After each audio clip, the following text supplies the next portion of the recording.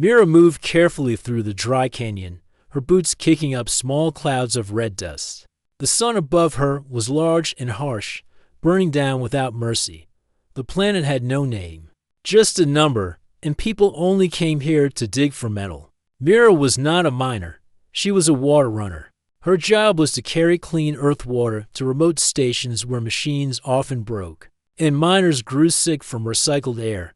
She walked alone, as always. She trusted no one but her rifle and her pack. On this day, the canyon felt quieter than usual. Even the wind seemed to avoid it. As she reached a narrow turn, she saw something lying near the rocks. It looked like a body. She stepped back at first, hand on her weapon. Many things pretended to be dead out here. But after a moment, she saw movement. The figure shifted slightly, a faint groan rising from it. She approached slowly. The body was a man. He was badly burned, his clothes torn, skin pale and dry. His breathing was weak. He looked human, but something about him felt strange. His face was sharp, his hands too long, and his chest moved with uneven rhythm. Mira knelt beside him. She opened her pack and took out her metal flask. It was full of pure water, clean and cold. She looked at the man one more time, then raised his head and placed the flask to his lips. At first, he did not react. Then suddenly he drank, fast and deep, like he had not tasted water in days. Mira let him drink until she felt the weight of the flask drop in her hand. He fell back, gasping. Then he went still. She touched his shoulder. He did not move. She checked his neck. The pulse was gone. Mira stood up, unsure what to do next. She had seen people die before, but something here felt unfinished. As she turned to leave, she heard a sound, a sharp breath, then another. She looked back. His chest was moving again. Mira dropped to her knees. The man's eyes opened wide. They were no longer dull. They now had a strange light in them, a soft blue glow, faint but clear. His skin began to change too. The pale color faded. His wounds started to close, slowly at first, then faster. She stared in shock. This was not normal. No man healed like this. He tried to sit up. Mira reached out and helped him. He looked around, confused. Then he spoke. His voice was rough, dry like cracked stone. Where is this plot? Mira frowned. You are in the canyon plains. Near station. Nineth man blinked. His eyes still glowed. He touched his face, then looked at his hands. Something is wrong with him. Mira said nothing. She handed him a dry cloth. He wiped the dust from his face. His movements were slow, but getting steadier. What is your name? She Sked shook his head. I don't remember. She thought for a moment. I'll call you Ash. Until you remember who you. Rish nodded. That name is Finethi. Moved to a small rock shelter nearby. It offered some shade from the sun. Mira shared a protein bar. Ash took a bite, then stopped. His face twisted. This tastes strange. It's food, she said. You need. I forced himself to chew. Mira watched him closely. His hands were no longer trembling. His wounds had nearly vanished. The water had done something to him. She looked at her flask. It still felt cold, still looked normal, just earth. Water. Ash lay back against the stone wall. He closed his eyes. Mira leaned her rifle nearby and watched the canyon. Something in her gut said this was not over. As the sun lowered, casting long shadows across the rocks, Mira prepared a small fire. She checked the signals on her wrist console. No messages, no alerts behind her. Ash began to mumble. She turned. He was asleep, but his fingers moved. He was drawing lines on the ground with one finger. Strange curved symbols. Not like writing she had seen before. Mira reached over and touched his hand. His eyes opened quickly. He looked at her, then at the marks he had made. What is this? She Sked. You don't know, he whispered. But it feels familiar. Mira did not reply. She erased the marks with her boot. You need rest. Talk louder. Ash nodded and leaned back again. Mira stayed awake for a long time. She kept her rifle close and watched the stars appear above. The night was colder than the day, but she did not mind. She was used to it, but she could not stop thinking about what had happened. The man she found should have died. Instead, her water saved him, and not just saved him, changed him. She had seen wounds before. She had seen death. But she had never seen anyone heal like that. She looked at Ash again. He was sleeping now, peaceful. But his chest still glowed faintly in the dark. She wondered what she had brought back with her, who he really was, and what would happen next. The wind picked up again. This time, it carried a new sound, a soft hum from far away, almost like metal moving in the sky. Mira looked up. The stars remained still, but her heart beat faster. She did not believe in luck. She believed in signs, and something was coming. The morning sun was already high when Ash opened his eyes. He sat up slowly, his body no longer weak. His skin had color now, not sick and pale like before. Mira was nearby, packing her gear. She glanced at him and gave a small nod. "You're Wakish." Looked around. The fire was out. The sky was clear again. He remembered the night, the water, and Mira's face. "I feel stronger," he said. Myra said nothing at first. She handed him a piece of dried fruit and a small bottle of water. "Eat this. Drink slowly." Ash obeyed.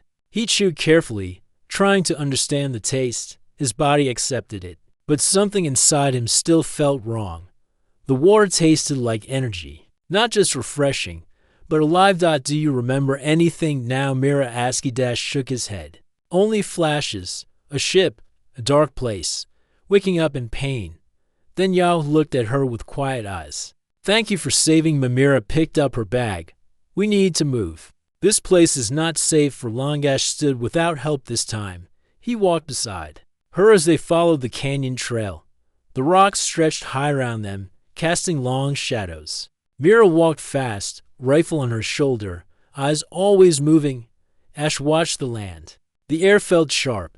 His ears picked up sounds she didn't seem to notice. Distant thuds, a quiet buzz. It made his skin tighten. "Something's watching us," he said. Myra stopped. She looked around but saw nothing. From where I don't know. But it's there. They kept walking. After an hour, they reached a broken structure hidden behind a ridge. It was one of the old scanner towers, half buried in rock and dust. Mira opened a panel and pulled out a small power cell. She placed it into her wrist device. A soft beep confirmed connection. "I'll send a short signal to my base," she said. "Say I found a survivor." No details. Ash looked at her. "Why hide the truth?" "Because they won't understand. They'll either study you or shoot." Yao was quiet after that. Inside the tower, Mira set up a small light. Ash sat on a crate, his hands resting on his knees. He stared at them for a long time. The skin had changed. It looked like skin but shimmered when light touched it. His nails were smoother. His veins glowed faint blue. "I don't feel like myself anymore," he said. "You were still breathing," Mira replied. "That counts for something." Gash looked up. "You said this planet was used for mining. Do people live here?" "Only workers. Most live in domes. I come out here to deliver water, and parts water," Ash repeated. "There's something about it." Mira turned to him. "What do you mean?" "When I drank your water, I felt pain first, then light, then memory." "What kind of memory?" "Not clear. But it felt like something inside me woke up, something that had been asleep for a long time." Mira sat down across from him. "You think it was the water that changed?" Yaosh nodded slowly. "Your water is from Earth. Maybe it touched something human in me, or something not humanist." Voice grew softer. "I'm scared of what I might become." Mira looked at him closely. He was not a monster. Not yet. He looked lost, hurt, like a child without a name or home. "You're still you. Whatever happens, we figure it out together." Ash gave a small smile. "Thank you." That night, Mira fell asleep with her rifle close. Ash sat alone near the broken panel, drawing with his finger in the dust again. The symbols returned, curved shapes, lines that danced together. He did not know what they meant, but his hands moved on their own.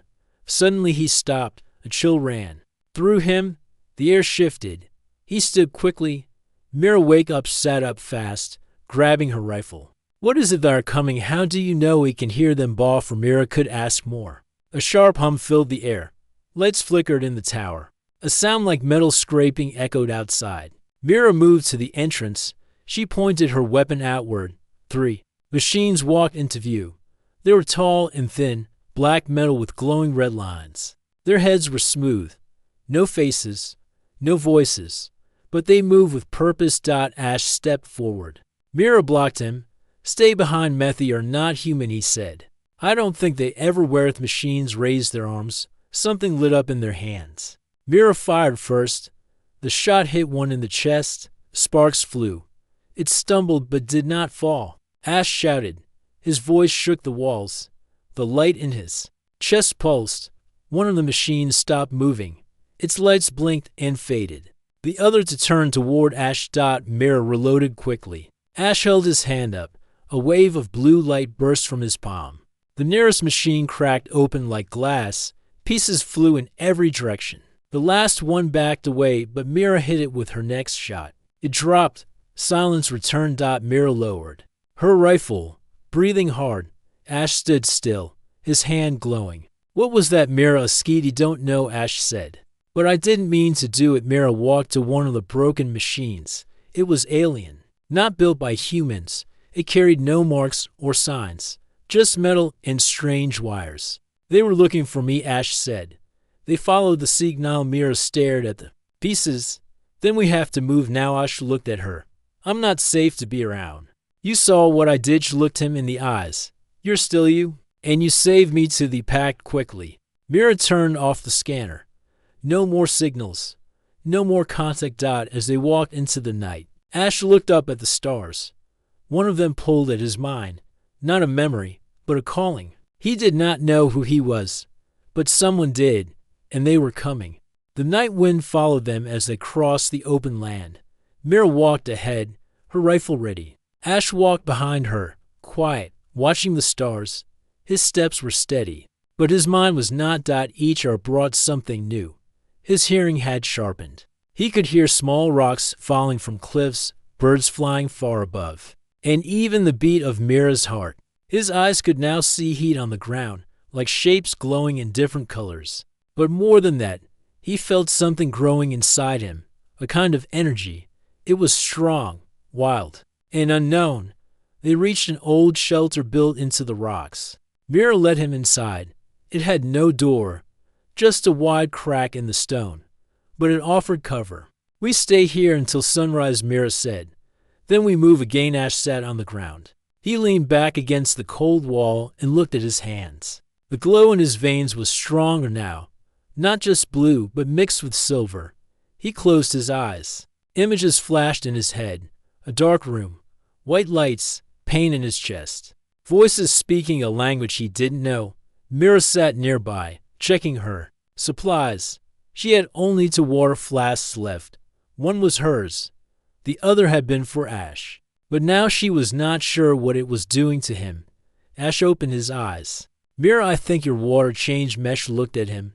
"I know," nodded slowly. "I don't feel sick anymore. But I don't feel human either." Stood and walked over to him. She sat down and looked him in the eyes. "You were dying. I didn't know what else to do. I just gave you water." Ash gave a weak smile, and it brought me back. It touched the stone wall. Beside him, the wall shifted. A crack opened, thin and deep. Mira's eyes widened. "I didn't mean to," he said. Myra stood quickly. "That was not normal." Ash stood too. "I know. It's getting worse here. Maybe it's getting stronger," Mira said. She stepped closer. "Did you remember anything else?" He shook his head. "No names, no places, just paint." They spent the rest of the night in silence. In the morning, the sky turned soft gold. Birds circled above the cliffs.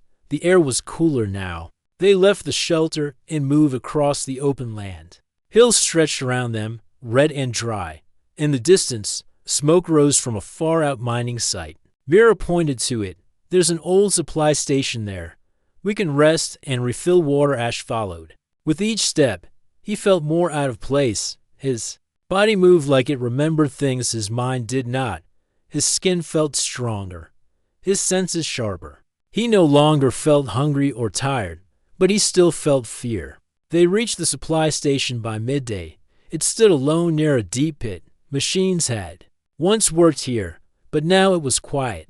Dust covered the metal walls. Mira found the door half open. She stepped inside. Ash waited outside. The sun above was harsh. He closed his eyes. A sound passed through his ears, A low hum.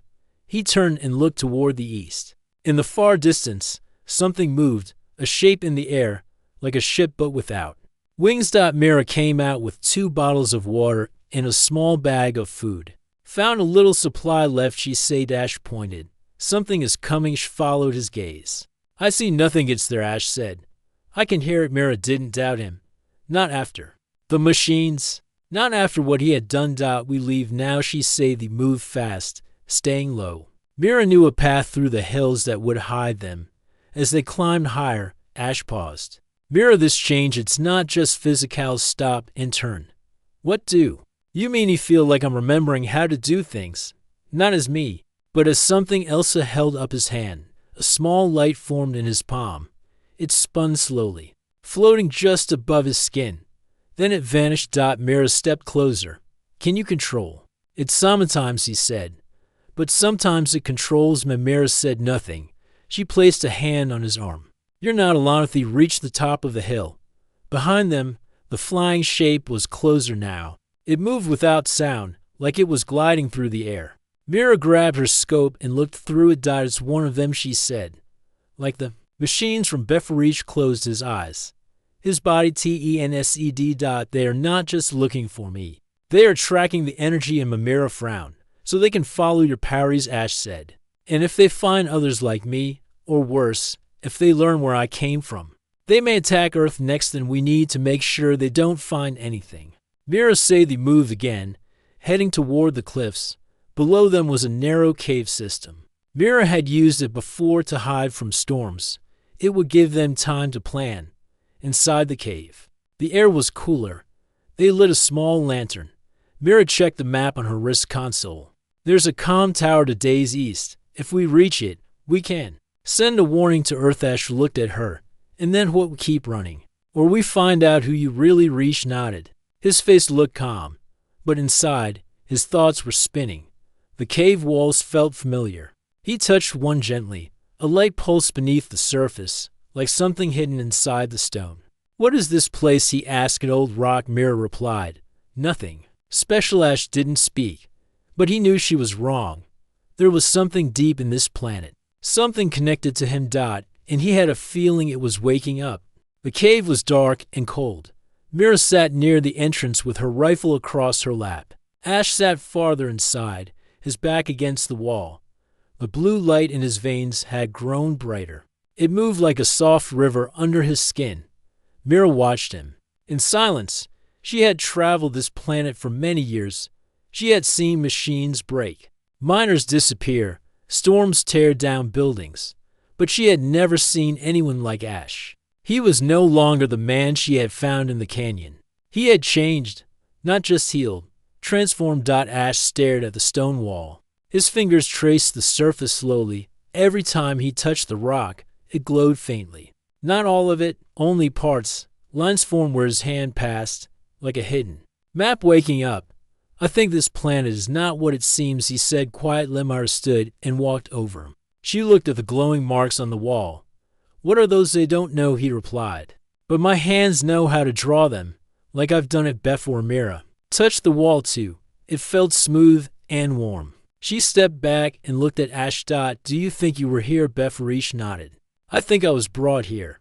Maybe not by choice. He looked down at his hands. The marks on his skin had spread. Thin lines ran up his arms, glowing under the surface. They were not tattoos. They looked like circuits. Mira sat beside him. Tell me everything you remember. He closed his eyes. I see a ship, not built by humans. I see a dark room. I remember pain. Then sleep. Long Sleeve opened his eyes again. And I remember a voice saying we would wake. When the earth calls again. What does that mean? Mira Skeety don't know, he said. But something buried in me woke up when you gave me your water. Ash turned to face her. Your water is not like what's here. It's clean, alive. It touched something deep inside. Mira thought for a moment. Maybe they put something inside you that reacts to earth water, maybe, Ash said. Or maybe I was never fully human to begin with. Silence filled the cave. Outside, the wind howled softly. Inside, the cave glowed with the symbols Ash had drawn. Mira finally spoke. Do you think there are more like you? Ash looked at the wall.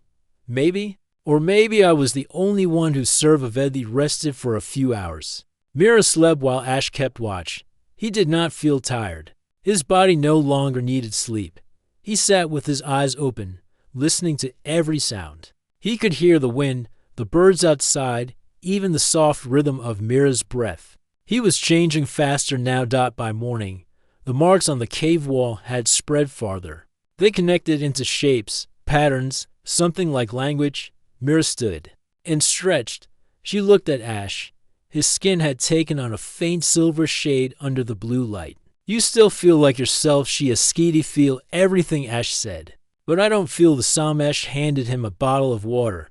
He drank slowly. Every drop made the glow inside him brighter. He lowered the bottle and looked at her. The more I drink, the more I lose what I was. And stop, Mira said quickly. You don't have to drink it anymore. He shook his head. I think the change is already done. He left the cave and moved east. The land ahead was broken and rough. Black rocks jutted from the ground like sharp teeth. No plants, no signs of life. As they walked, Ash paused. Something is buried here. Mira looked around. Buried where? Here, Ash said. Beneath this ground. And knelt and placed his hand on the dirt. A pulse moved through the earth. A soft sound followed, like metal shifting deep below. Mira stepped back.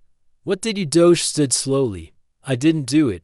I just heard it. They moved on, leaving the strange ground behind. By sunset, they reached the old comm tower. It was tall and rusted, but the signal core was still inside. Mira climbed the ladder and opened the panel. She inserted her wrist console and began the setup. Ash waited below. He looked up at the sky. The same flying shape from before was far behind them, but getting closer. We don't have much time, Mira called from above. Ish looked at her. Send the warning. Tell Earth this planet holds something dangerous. What about you? Mira asked. Tell them I'm changing. But I still want to protect them. Mira nodded and sent the signal. She climbed back down and stood beside him. What now? Ash looked toward the hills. I need to go deeper. I need to find out who did this to me and why. Mira frowned. You want to go alone? Ish looked at her gently. If they find me near humans, they might see Earth as a threat. I can't let that happen. Mira looked down. She opened her bag and took out a small crystal. She handed it to him. Take this. It stores light. It came from Earth mines. Maybe it will help. Ash took the crystal and closed his hand around it. Thank you. Mirage looked into his glowing eyes. You're not the same, but you're still good. Ash gave a small smile. I hope that stays true. He stood in silence for a while. Then Ash turned and walked toward the cliffs alone. Mira watched until he vanished behind the rocks. The sky darkened, the wind grew still, and far above, the shadow in the air moved faster. Something else was coming. Ash walked across the cliffside as the wind pushed against him. His body felt lighter than before. His steps made no sound on the stone. His skin had fully changed now. The blue and silver glow moved under the surface like light underwater. His mind was clear, but his thoughts were no longer simple. He felt energy from the ground, from the sky, from far things that were moving toward him. Behind him, Mira had stayed at the old comm tower. She had promised to wait until morning before heading back to her station. Ash had asked her not to follow. She wanted to argue, but she respected his choice. Now, alone, he walked toward the place that pulled at his memory. He reached a narrow path that led between high walls of stone. The rocks were dark and sharp. The ground shook softly under his feet. Then he saw it. A door in the rock, round and wide. It had no handle, no lock, just a smooth surface that pulsed with light. Ash stepped closer. His hand rose on its own. As his fingers touched the surface, the door opened without sound. Behind it was a tunnel, cold and bright. He entered. Inside, the walls were smooth metal with symbols glowing softly. He walked forward. He did not need light. His eyes had changed. He could see every mark, every crack, every corner. He reached a large chamber. In the center was a round table made of glass. Above it floated a glowing shape, a map. He recognized some of the stars. Others were unknown. He stepped closer. The map changed. A voice filled the air. It was not human. It spoke no words, only tones, but Ash understood it called him by no name, only by light. The voice showed him pictures. Long ago, his body had been human, but in deep space, his ship was taken by another force. They had tested him, changed him, blended human and alien cells to survive far worlds. Then they had placed him in sleep and left him on this planet as a test. He was never meant to wake up, but the earth water had touched his human side and restarted the process. The water had reached the core of who he was. Now he was both. The voice faded. The map disappeared. The chamber went dark. Ash stood in silence. He turned back toward the tunnel. He had more questions now, but no more answers. Outside, the air had changed. He stepped out and looked up in the sky. The shadow ship had arrived. It was large and black. Its surface moved like liquid. It made no sound, but the wind below it stopped. Ash felt a sharp pain in his head. The ship was scanning him, reading his energy. Then it landed. A wide opening appeared on its side. 5 figures stepped out, tall, thin, covered in dark armor. Their faces were smooth. No eyes, no mouths. They walked with perfect control. Ash did not run. He stood his ground. The first figure raised a hand. A red light pointed at Ash's chest. Ash felt his body respond. His hands lifted without thought. A shield of blue light formed around him. The red light hit the shield and broke apart. Another figure stepped forward. It moved faster than the others. It threw a sharp object at Ash. Ash moved to the side. The object hit the ground and exploded in dust. Ash waved his hand. The dust turned to ice and fell flat. The third figure raised both hands. The ground under Ash began to crack. Stone lifted like broken teeth. Ash called to the energy inside him. His veins lit up. He stepped forward and sent a wave of light through the air. 2 of the armored figures flew back, their bodies hitting the rocks with force. The last two spread apart and began to move in circles. They moved fast. Ash felt them pulling at his power. They were trying to drain it. He fell to one knee. The pull grew stronger. Ash placed his hands on the ground. A pulse moved through the earth. The rocks around him lit up with the same symbols from the cave. The ground shook. A burst of power exploded from below. The armored figures flew high into the air, then fell hard. Silence followed. The black ship began to hum. Ash stood still as dust settled around him. His chest rose and fell slowly. The black ship was silent again. The 5 armored beings lay on the ground. Their bodies did not move. He did not know if they were dead or only stunned, but the threat was gone. The glow in his skin was stronger than ever. The blue light had spread to his neck and face. His eyes had turned silver. He looked at his hands. They no longer looked like hands that belonged to a man. He had won the fight, but he had lost something else. Ash turned away from the fallen attackers and walked toward the hills. His steps were heavy. The power inside him no longer felt like a gift. It was something growing too fast, something he could not stop. He climbed a ridge and sat down at the top. From there, he could see the wide, empty land stretch to the horizon. The sky was clear. The sun was beginning to fall. His thoughts felt distant. He remembered Mira, her voice, her face, her kindness. She had saved him when he was just a dying stranger. She had given him her water, not knowing what it would do. She had stood beside him when he changed. He closed his eyes. He wished she were there. That night, Mira sat in the shadows of the calm tower. The wind had grown cold. She stared at the sky, waiting for a signal, any sign that Ash was still alive. Then she saw a faint blue light rise in the distance. It pulsed once, then faded. She stood and picked up her pack. She knew it was him. She followed the signal across the empty land. She walked through the night, climbing rocks and crossing dry fields. In the early hours of morning, she found him. Ash sat near a broken stone wall. His eyes were closed. He looked peaceful, but he was not asleep. Mira stepped closer. "You're alive." Vish opened his eyes. His face lit up gently. "I didn't expect you to come. I think I'd leave you after everything she said." Ash gave a weak smile. His voice was softer now. "You should not stay near me." I'm not safe and Myra knelt in front of him. You're still Ash said. Nuff looked at the sky. I don't eat, I don't sleep. My body runs on energy now. My thoughts move faster. I can hear things from far away. I can feel machines before they appear. Myra looked at him with steady eyes. You saved me. You saved this planet too. Ash shook his head. Not for long. That ship was only one.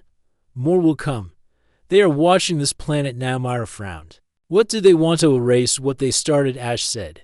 To destroy all traces of what they left behind. I'm one of those Trisestan we warn Earth. Myra said. Ash looked down. And then what they'll see me as a threat to.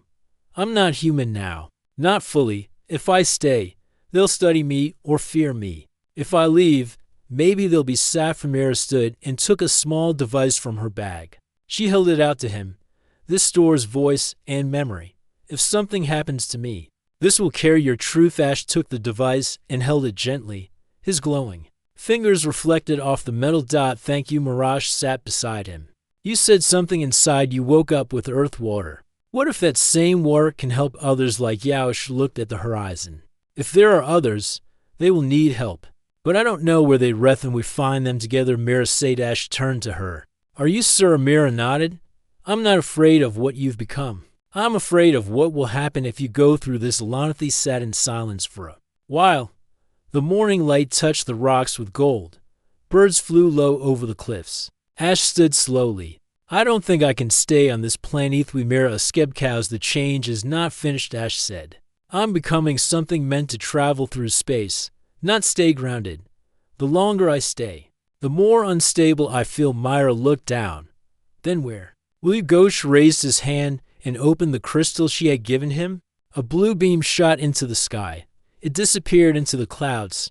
There's a ship still hidden, buried far below this land. I can call it now. I think it's part of Mira looked at him. And when will you return? She placed the memory device in her hand. If this world is in danger again, I'll know. If it calls, I'll come back. She stood and looked into his eyes. I'll wait for that day. He stepped back. A soft wind rose around him. The ground hummed. A shape formed in the sky above.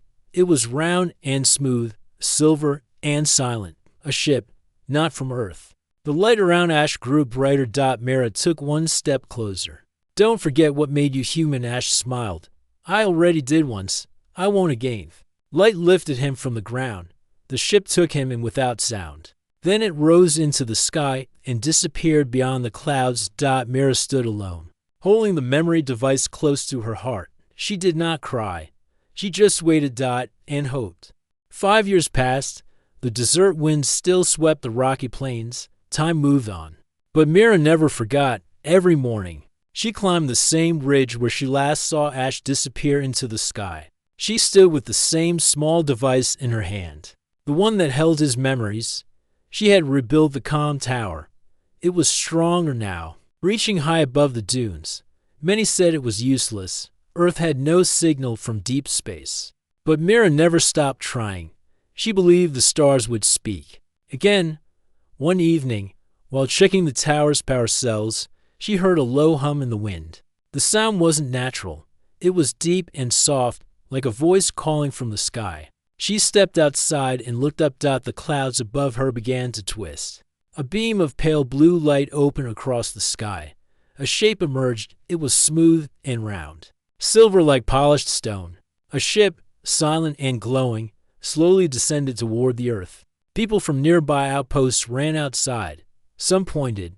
Others watched in silence. Mira didn't move. She just smiled. The ship landed on the flat sand not far from the ridge. No ramp. Open. No sound came from it. Then the side of the ship melted like liquid, and a tall figure stepped out. He wore a cloak of dark silver. His feet did not sink into the sand. His body gave off a faint light, not bright, just warm like the last light of day. Mira took a slow breath. Ash walked toward her. His face was different, no longer fully human. His skin had soft lines of blue and silver. His eyes were no longer just eyes. They held depth like space itself. But when he spoke, it was still his voice.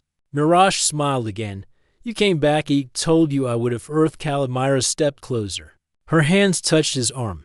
It was firm, strong, but not cold. There was still warmth inside him. She asked softly, "Why?" Now Ash looked up at the sky. "A storm is coming. Not a natural one. Something old and angry is waking in the outer worlds. They have not forgotten Earth." Mira felt a cold weight settle in her chest.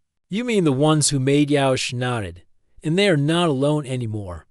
They are building machines that can tear memory from stars. They want to erase their mistakes completely, and they see Earth as a mistake," Ash said. "But Earth is no longer weak. The time I've spent away, I searched, I learned, I met others like me. We are few, but we are strong. Some were made like me, others were changed differently. All of us owe our second life to war from Earth, so what do we do?" Mira asked. Ash turned to her. "We prepare. Earth must unite, not with weapons, but with voices. The galaxy listens more than it speaks, and Earth is something no one else does." Wait, Ash said. "In memory, no other world gives life with water the way Earth does. They tried to destroy it once, but they failed. Now they are afraid of what Earth might become." Mira looked at him. "You believe in this world?" "I do," Ash said. "Because someone believed in me when I didn't know who I was." Smiled again. Ash raised his hand and tapped the device she still wore around her neck. "That memory saved me once. It taught me that being human is more than skin or blood. It's the choice to care, even when there's danger." Mira looked around. The crowd had grown. People from nearby lands had come, watching in silence. They didn't know who Ash was, but they could feel something different in him. Not fear, not danger, but wonder turned to them. "Earth will be tested soon. I don't come as a warning. I come as a reminder. You are not small. You are not forgotten. Your kindness changed a broken being into something new. That power cannot be taken from you." The children stepped forward. "Are you a hero?" Ash knelt down and smiled at her. "No, I'm just someone who got a second chance." "Will you fight for us?" the child asked. "I'll stand with you," Ash said. "But the real fight is not only in space. It's here, keeping peace, sharing truth, helping others who fall." Stood and looked at Mira. "We'll build a signal stronger than before. We'll speak to the others who are listening from far places. And when the time comes, Earth will not stand alone." Days passed. The comm tower became a beacon. New towers rose in other lands, not for war, but for unity. People told the story of Mira and the stranger she saved. Children learned his name not as a weapon, but as a hope. Ash did not live among them like before. He stayed near the stars, guiding new travelers, helping lost signals return. But sometimes, just before sunset, Mira would see a silver light cross the sky. She would smile and whisper, "He's watching." Never left.